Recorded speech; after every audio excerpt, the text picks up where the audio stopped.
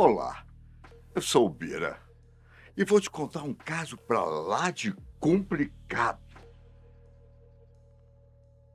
Você já imaginou um dia um simples entregador de pizza resolver assaltar um banco com uma bomba no pescoço? Olha, ele tenta isso. Depois, ele é cercado pela polícia.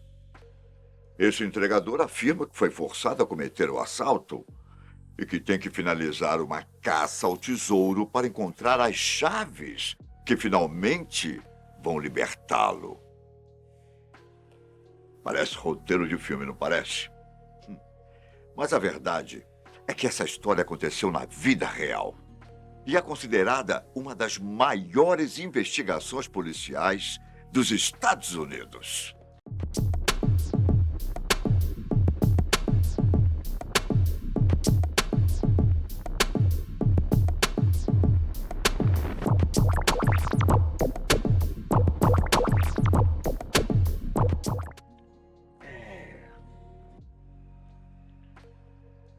Tudo começa, como eu disse, com um tal homem assaltando um banco.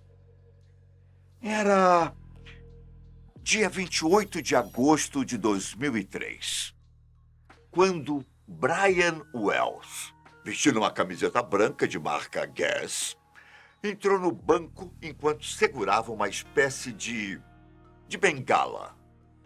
Fato interessante é que depois descobriram que a tal da bengala era, na verdade, uma arma artesanal.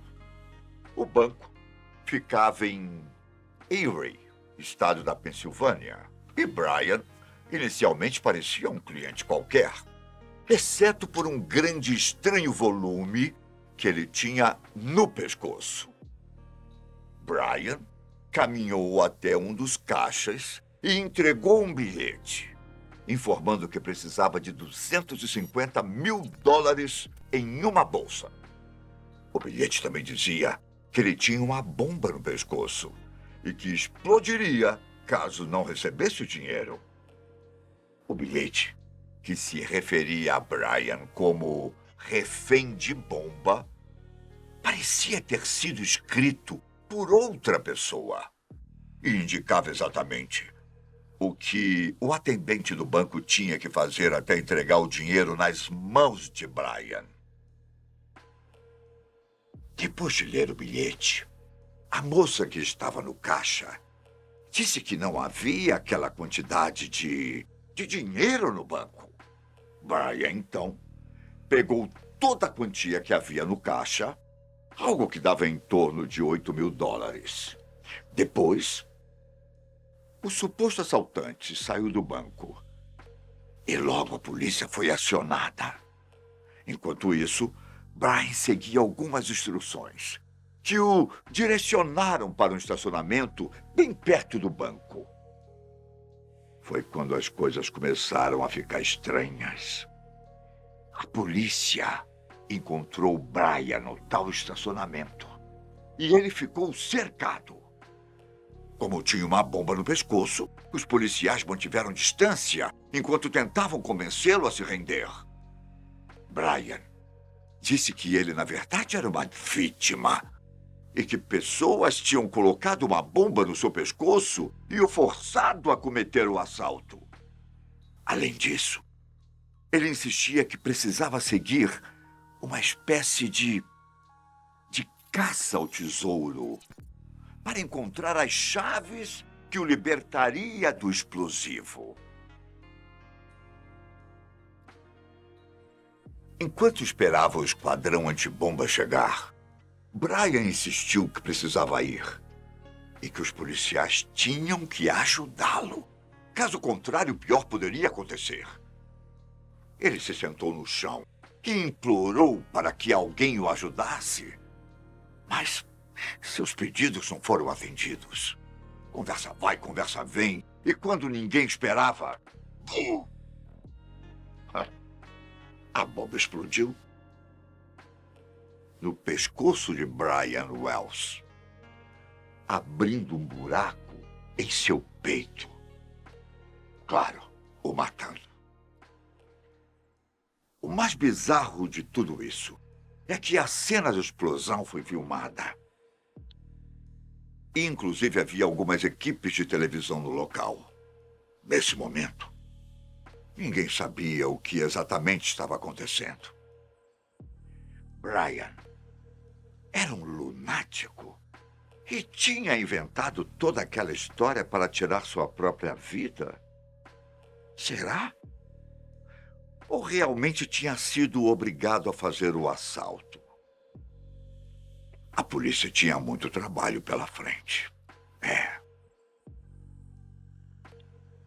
Após analisar o carro de Wells, foram identificados alguns dos bilhetes da caça ao tesouro, o que confirmava que o que Brian dizia era verdade. Ele já tinha conseguido encontrar a primeira pista entre a hora em que saiu do banco e que os policiais o encontraram no estacionamento. Eram anotações que explicavam como ele encontraria as próximas pistas. Ao tentar seguir as dicas do bilhete, a polícia constatou que as pistas tinham sido removidas ou nunca estiveram nos locais. Além disso, a bomba não era nada como tinha sido descrita nos bilhetes. Na verdade, não havia detonador remoto. E apesar de um celular estar junto da bomba, não havia ligação alguma com a explosão. Ou seja, quem colocou os explosivos no pescoço de Brian sabia que, de um jeito ou de outro, ele morreria naquele dia. As autoridades norte-americanas procuraram pistas sobre quem poderia ser o culpado pelo crime, ou mesmo se Brian tinha planejado tudo. A caçada começou na pizzaria Mamma Mia, onde ele trabalhava. Segundo o que foi relatado pelo dono da pizzaria, Wells era um excelente funcionário.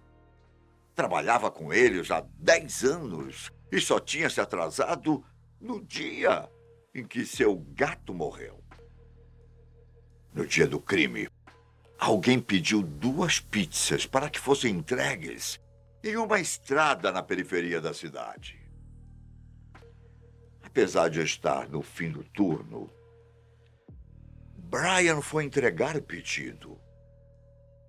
Mas, quando chegou no local, se deparou com uma torre de transmissão.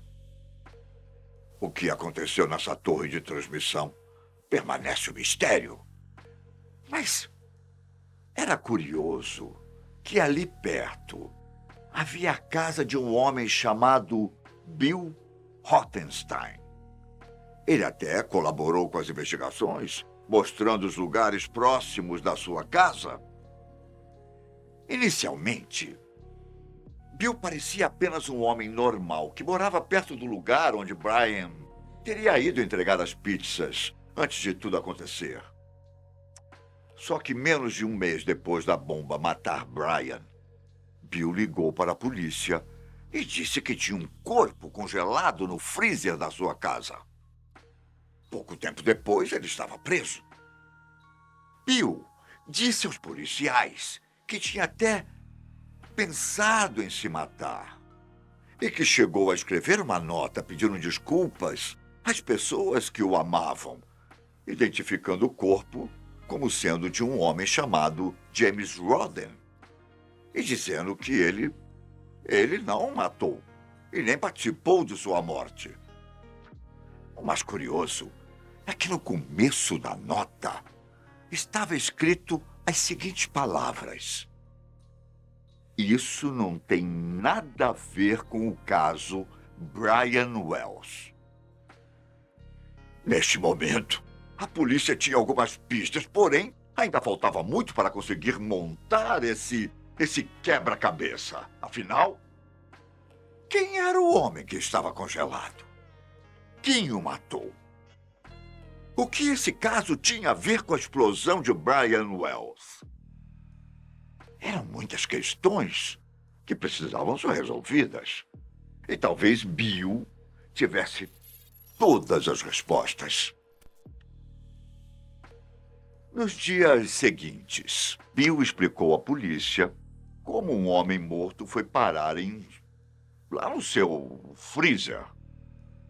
Ele disse que, alguns meses antes, recebeu um telefonema de uma ex-namorada, Marjorie Dear Armstrong, com quem ele namorou nos anos de 1960 e no início dos anos de 1970.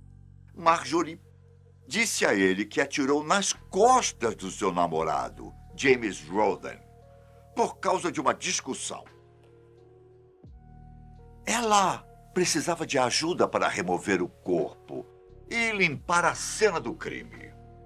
E Bill fez exatamente o que ela pediu. Durante 5 semanas, o cadáver esteve dentro do freezer. Bill chegou a derreter a arma do crime e espalhar os pedaços pela cidade. Mas sua consciência pesou na hora de triturar o corpo. E com medo do que Marjorie pudesse fazer com ele, ligou para a polícia. Marjorie foi presa um dia depois. Ela já se declarou culpada pelo assassinato de Roden e recebeu uma pena de 20 anos de prisão em 2005. A polícia tinha resolvido o crime do corpo encontrado no freezer. Tá bom. Mas e o caso de Brian? O caso se tornou ainda mais complicado quando Bill morreu em 2004 por causa de um linfoma. Em 2005, surgiu mais uma pessoa que estava envolvida no crime. A família de Kenneth Barnes o entregou à polícia depois que ele contou que tinha envolvimento no caso Brian Wells. Depois de ser preso, ele cooperou com a polícia e afirmou que Marjorie era o cérebro por trás de tudo e que ela queria o dinheiro do assalto ao banco. Barnes também afirmou que Brian não era tão inocente como as pessoas pensavam. Ele disse que o Wells estava de acordo com o plano, só que disseram a ele que a bomba era falsa e que nada de ruim aconteceria. Apesar das acusações, a família e amigos de Brian Wells disseram que essa era uma maneira de Barnes se livrar do crime, porque Brian jamais faria isso. E não existiam provas de que ele estivesse de acordo com o plano. Barnes manteve sua história até o fim. E mesmo cooperando com as autoridades, ele foi condenado a 45 anos de prisão em 2008.